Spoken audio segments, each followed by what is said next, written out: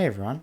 So a little while ago, I made a video talking about some of the more unconventional ways that you can utilize blocks to pass redstone signals. Here we can see we have some walls, you can use powered rails, even scaffolding, and we even went so far as to discuss the prospects of using leaves as a form of passing signals. I definitely covered a bunch of very interesting topics in that video, so I highly recommend that you go check it out. It's in the info card above. But I still received a couple comments basically saying, hey, why don't you release a follow-up to that video? So that's what we're going to be doing today. I've arranged a bit of a demonstration, and we'll be talking about some of the more interesting ways that you can interact with the beautiful world of redstone. As per kind of the structure of last video, I've arranged it from kind of least obscure to a little bit more of the slightly questionably useful forms of redstone that you'll definitely never find yourself using in an actual machine. So let's just hop right into it. In order to start off simple, I guess I'll just talk about the door. You can use it to pretty easily advance signals both upwards and downwards, but you can also actually attach stuff like walls or glass panes to even move the signal in sort of, I guess, slightly inclined angles. You can also use normal trapdoors, but you don't see these used as much because they have a little bit less mileage compared to the 2-block high door. Generally, these types of sort of unorthodox methods of moving signals very short distances aren't seen a whole lot because usually they're often easily substitutable for just a simple redstone line or something, but sometimes in compact machinery you might actually need a slightly different solution in order to get things to fit. I'm also going to throw in the waterlogging mangrove route as sort of just somebody in my comments recommended it, and it's a pretty neat idea as well. On to the next thing. I'm sure most people know what dust redirection is, just the manipulation of where redstone dust faces into blocks to get it to better suit our needs. It'll also be used to create some slightly wacky situations with stuff like pistons and basically anything that can be powered.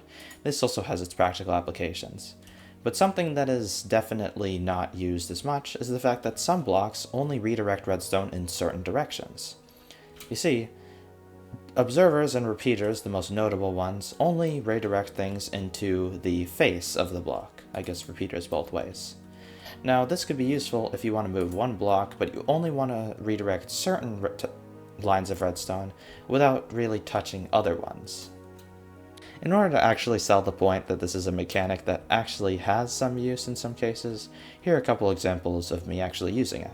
In sort of a TNT duping mechanism, I had a lot of redstone on top of these transparent blocks, like glass, as to not power these pistons by quasi-connectivity. Now, I wanted to power these two pistons with the red line, and this one with the blue line, but I couldn't figure out how to power this middle piston in a way that didn't screw up all the other wires. Now, the solution actually came to me as an observer, because it exclusively redirects in this direction, leaving both of these lines intact, and so now this works perfectly fine. A more recent situation where I've had to actually utilize this mechanic was when I was trying to create a line of butted trapdoors. And that's basically just me trying to essentially create a setup to do this to trapdoors, essentially power them but make it such that they're not open. And I had to do this in an entire wall. The strategy was to have a bunch of these redstone lines that would run into this quartz pillar right here next to the trapdoors, and be able to modulate whether or not they're facing into the pillar or facing away from it, like this. Now, what I could have done was have two lines, one like alternating target blocks and glass, and the other doing the same on each of these, but I found I could do it in one pillar like so. You see, in this state, observers, they're actually facing away from these redstone lines, so they're not redirecting them anywhere, they're a full cross, and they're keeping these trapdoors open. However, if I move it, it adjusts the alignment of the observers such that their faces are actually now facing all the redstone dust lines. They're no longer powering this quartz block, yet through redirection, we actually don't change it, and you can actually see that all of this changes back once I give it a quick scaffolding update. I think it's likely that you're not going to really be using this sort of mechanic very often, but I still thought it was worth mentioning because it's a kind of fun and niche way to, I guess, utilize dust redirection. The next item on the list is definitely a lot more obscure, but I still think it's worth talking about because it kind of breaks a pretty conventional boundary. We're going to be talking about comparator overloading. See, generally we consider comparators to have pretty hard established limits. We can draw a signal strength of 0, usually, from empty containers, and it usually goes all the way up to 15. 15 usually means full. It keeps saying usually because, as I mentioned previously, there's actually a way we can exploit the system to create comparators that draw signal strengths that are greater than 15.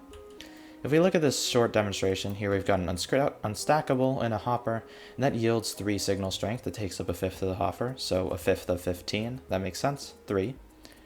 Predictably, 2 unstackables is 6, not 3 unstackables is 9 signal strength, and this goes up to 5, which is 15. But if we were to somehow be able to fit 6 unstackables, which sounds pretty difficult because, I mean, well, you can't really put more in here, we should get more than 15 signal strength. And that's what I've done here. We have 4 axes and 2 enchanted books. This sort of setup is actually very easily achievable in survival. All you have to do is take 2 curses and try to grindstone them together.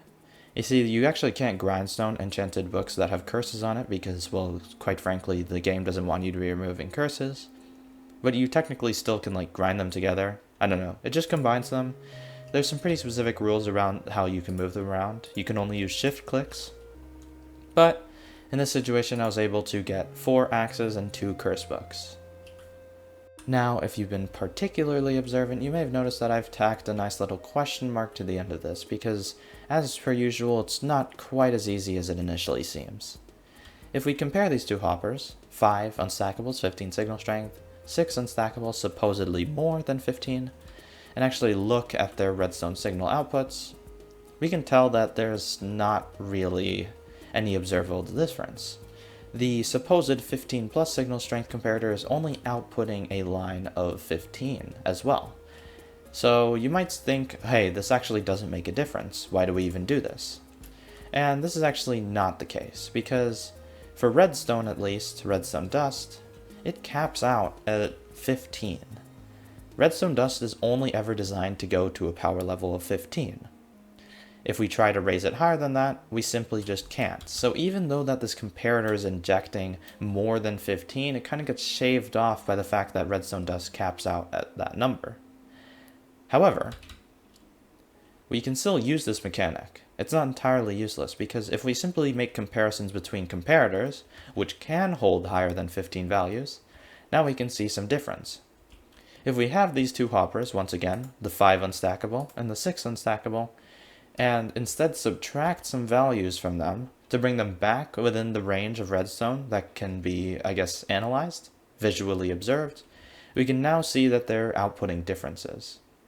Something odd that's happening here is, since we have 6 unstackables, you'd expect that it would be 18 signal strength, and if I have to subtract 3 signal strength, the single unstackable, I would kind of expect a value of 15, but here we're getting 14. If anybody knows why in the comments, this supposed 6 unstackable is actually producing less output than the previous 5, I'd be very curious to know.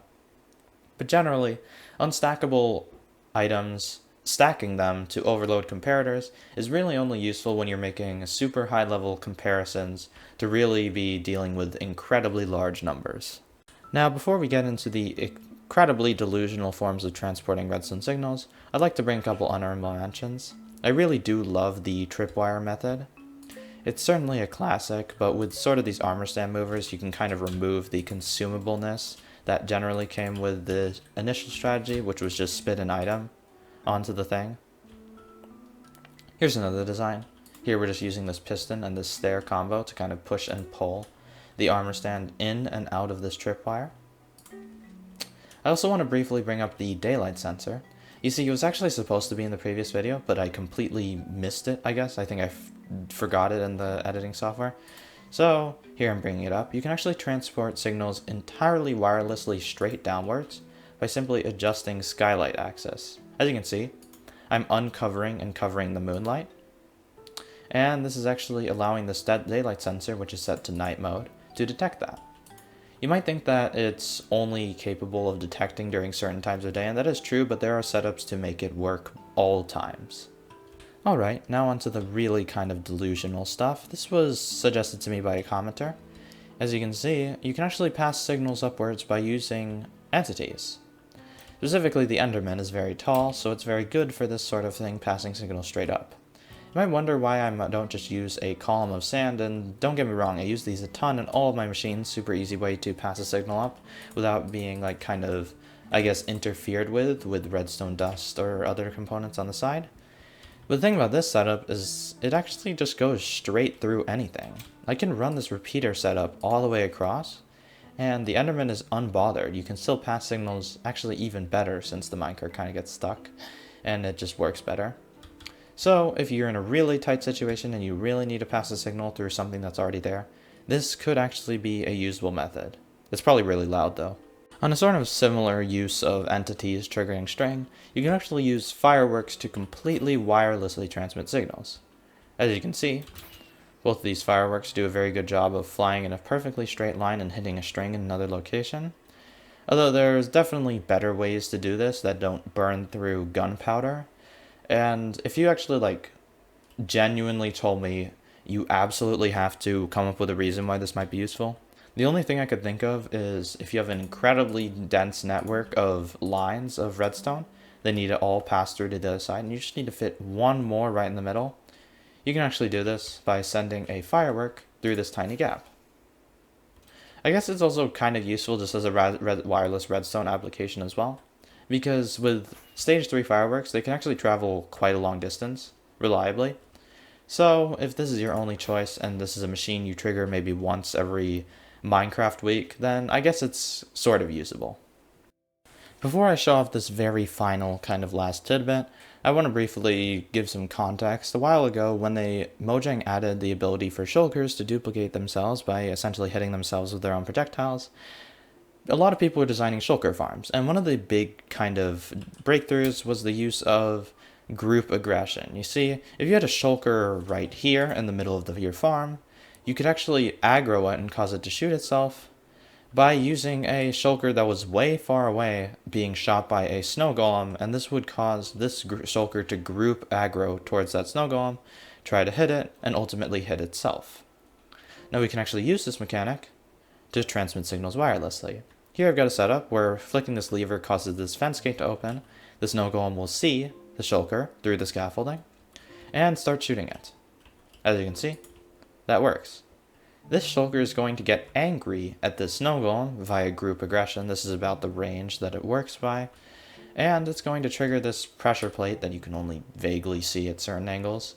And that is, I guess, a very, very expensive way of transmitting signals wirelessly. Nobody's ever going to use this, but I thought it was quite fun that it was possible to kind of make this work. Anyways, that'll be it for today. I had a whole lot of fun putting together this video because it was kind of interesting accumulating all these very, very niche, but definitely usable redstone mechanics, whether it was by commenters telling me about them, or me actually having to innovate really dumb solutions to real, actual problems. Once again, I highly do recommend you go check out the previous video, and I also recommend that you like and subscribe if you want to see more content like this, and check out the other stuff that I made. All in all, that'll be it for today, and I'll see you next time.